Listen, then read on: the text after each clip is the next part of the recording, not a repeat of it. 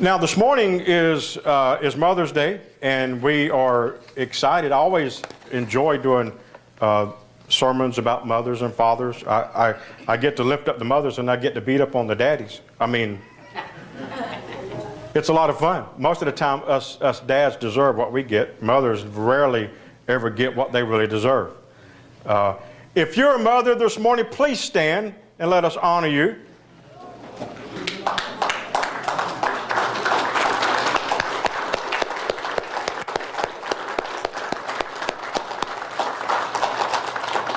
God bless you. You may be seated.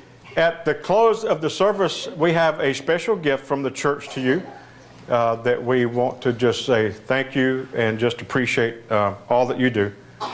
I can tell you in our home, Rhonda was very much the mom to Stephen. She took care of him in ways that I just didn't do, and nor could I. And even today, sometimes he'll call or text her, and it'll be something just simple like "I love you." And of course, for moms, that's all you need. You don't need a big letter, or sometimes you don't need a big postcard. You just need to hear those sorts of words. Let me share some nice information. A second grade was asked a simple question, and the question was, why did God make mothers? Now, you got to understand second graders. I don't even know how old that is. That's how old I am. Why did God make mothers? And the top answers are like this: mostly to clean the house and to help us out of there when we were getting born.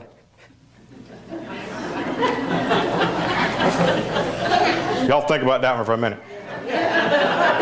The second question: why did God give you your mother and not some other mom? Because we're related. And the other answer is, God knew she liked me a lot more than that other people's mom liked me. Now, some of you probably thinking that sounds just like my child. The third question: why did your mom marry your dad? And the top answers was, she got too old to do anything else with him. You're going to love this one. My grandma says that mom didn't have her thinking cap on.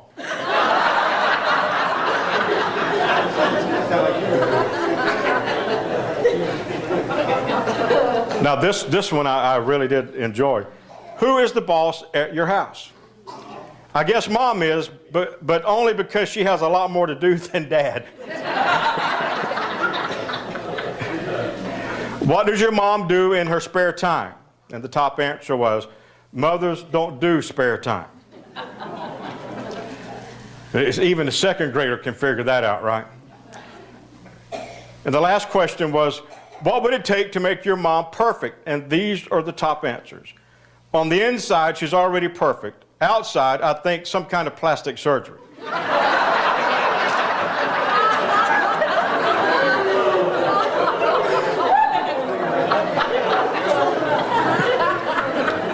And I'm sure that answer is based on mothers going, boy, I tell you what, I sure would like.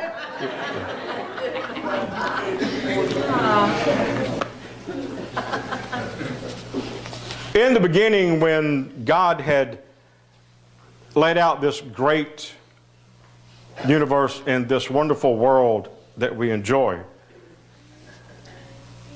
He made a very specific creation. And the creation that He made was very awesome and very wonderful and was very good. Look in Genesis chapter 2.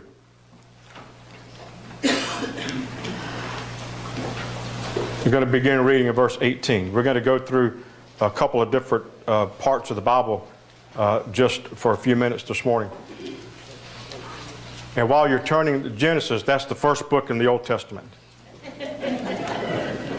Just kidding.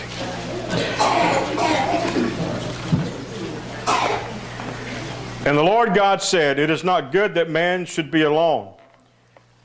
I will make him a helper comparable to him.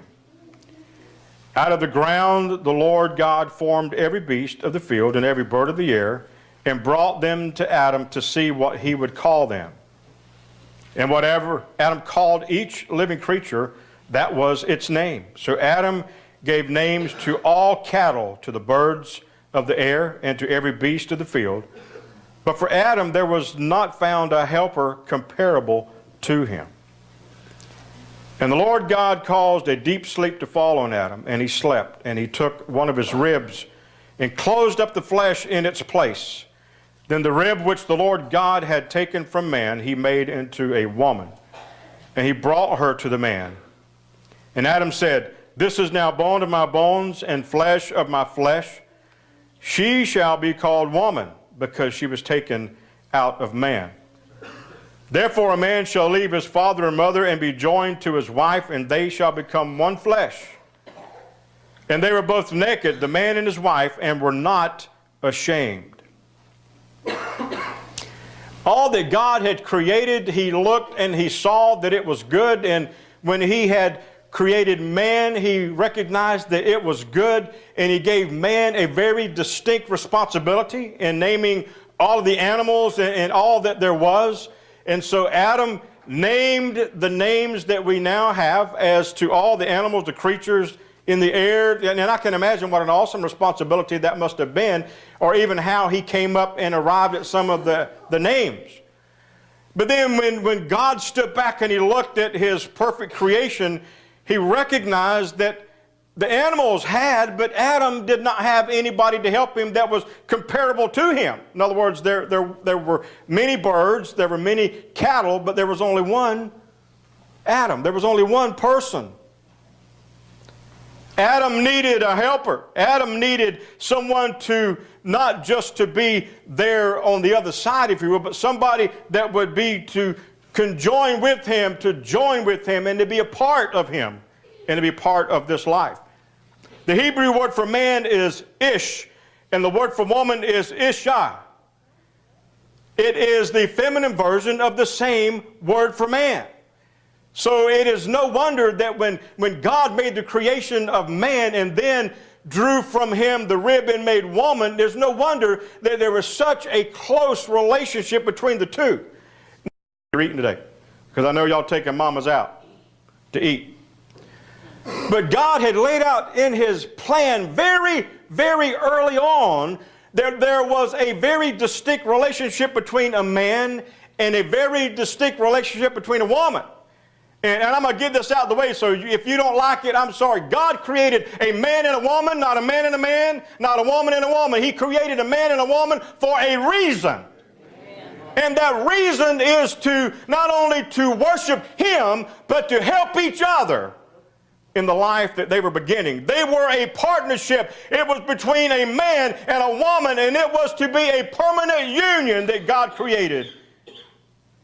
He produced a spiritual unity between them, that where one was, the other one was soon to be, or right beside. God had intended for man and woman to be together. So much that he made it so. Not only were they necessary to take care of each other, not only was it necessary for them to procreate and to have children, but it was not only that, but it was a positive channel for sexual and emotional energy, and it was something that was to encourage each other and to lift each other up. It was served as a principal building block of society. Because without Eve, none of you would be here. None of us would be here. It would have been just Adam. If God had not looked down and saw this wonderful work that he had created, and God looked down and probably thought, poor man, you need somebody to help you. You need somebody that is equal to you, somebody that will be a part of you, somebody that will nurture you, somebody that will come alongside you. This is one of those messages where you have to understand that a woman is a very special gift that God gave to man, not something that you would trod over, not something that you would beat down, not something that you would try to destroy. Listen, if you slap a woman around, I wish you would come to me and talk to me, because I need to slap you around and see how you like it, because God never intended that a man would be so cruel to a woman. And women, if you're living in a relationship, you need to get some help. Or pick up a frying pan and lay that puppy out. I'm just kidding. Because some of y'all will say when the police show what the preacher said, they hit him in the head. I'm just kidding. My point is simply this. There is a relationship that God had ordained. And so Eve came into the picture alongside Adam, alongside. Woman's place was not just to be with her husband and to help him, but woman's place was to be there to help in establishing the order of things that we now enjoy. As parents, we enjoy those things, and as mothers, there is a special blessing that God has extended to you by virtue of what you do as a woman. Look at Matthew chapter 15, verses 4 through 6, and it says this: "For God said, honor your father and mother, and anyone who curses his father or mother must be put to death." Boy, aren't you glad that's not really happening today? We'd be a lot of stoning going on. "But you say that if a man says to his father or mother, whatever help you might otherwise have received from me is a gift devoted to God. He is not to honor his father with it. Thus you nullify the work of God for the sake of your tradition." And Paul wrote to the Ephesian church in chapter 6, he says, "Children, obey your parents in the Lord, for this is right. Honor your father and mother, which is the first commandment with promise, that it may go well with you and that you may enjoy long life on the earth." See, the first commandment with the promise attached, that if you do this, this is what's going to happen.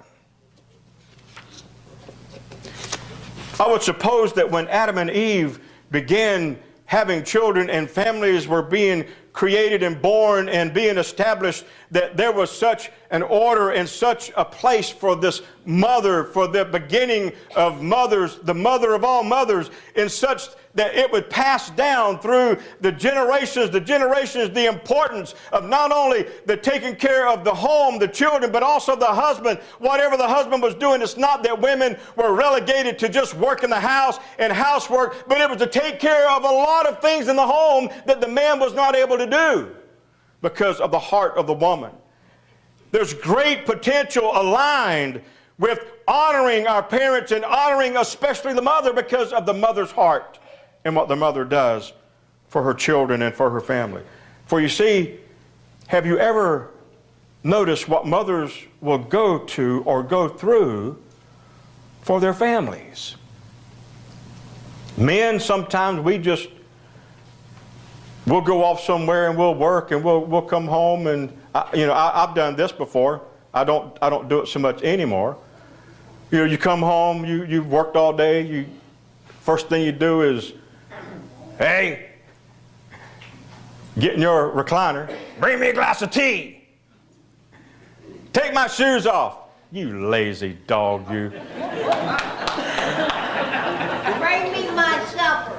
Bring me this, fetch me that. You can't train the dog but to do so much. Get my shoes. How about, then when you really